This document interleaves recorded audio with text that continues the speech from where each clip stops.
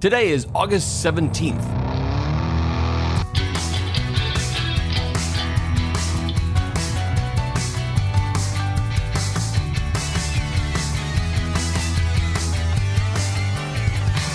It's the 230th day of the year, and this is the On This Day podcast. Born on this day in 1943, actor Robert DeNiro. DeNiro is born in Greenwich Village in New York. His mother and father are both artists. He spends his formative years in New York's Little Italy neighborhood, which later in life will be the setting of some of his more well-known films.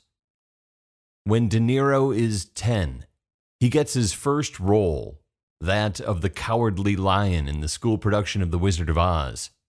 And with that, he's hooked.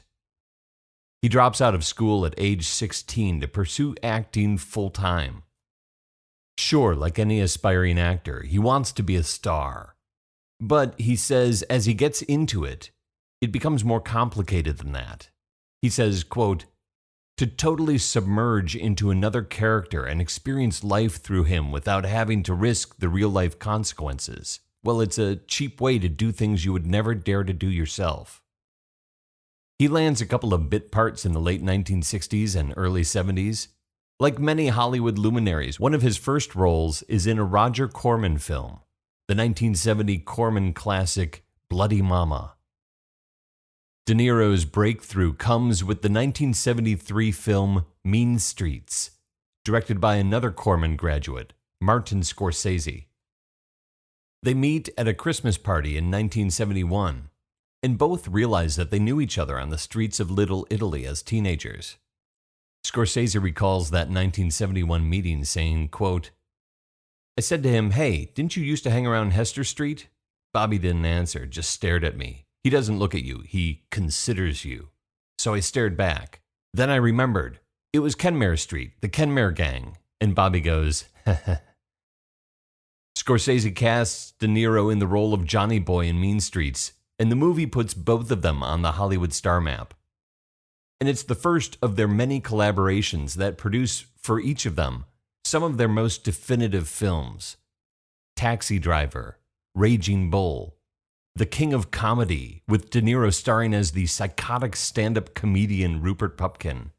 Goodfellas, of course, a film that if you see it on TV, you can't turn it off. You have to watch the whole thing.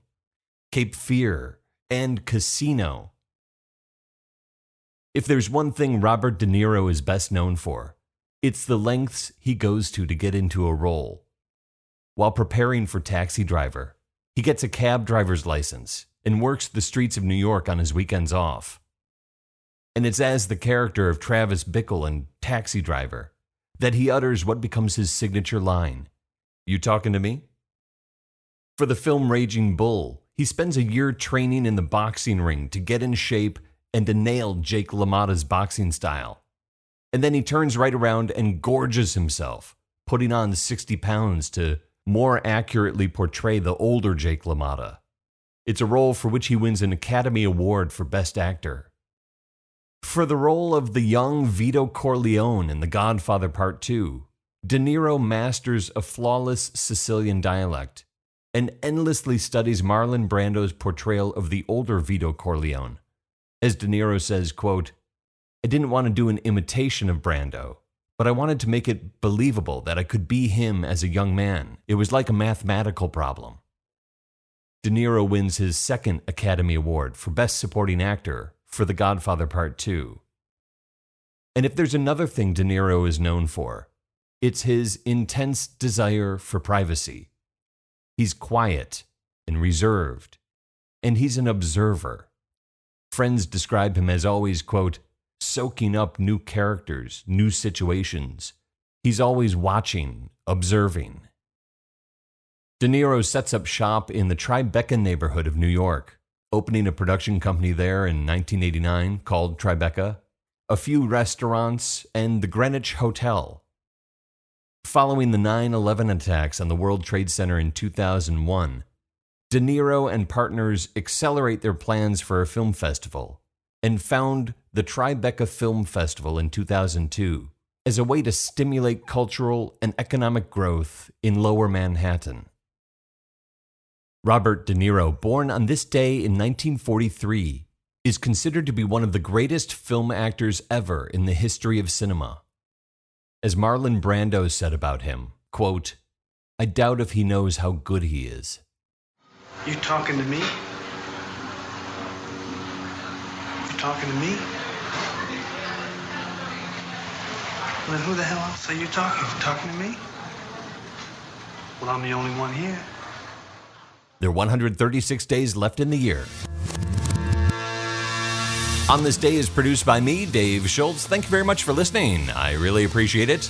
On this day in 2008, Michael Phelps becomes the first person to win 8 gold medals in a single Olympic Games, surpassing Mark Spitz's record of 7 gold medals won at the 1972 Olympics. Phelps has gone on to win 23 Olympic gold medals and a total of 28 Olympic medals in all.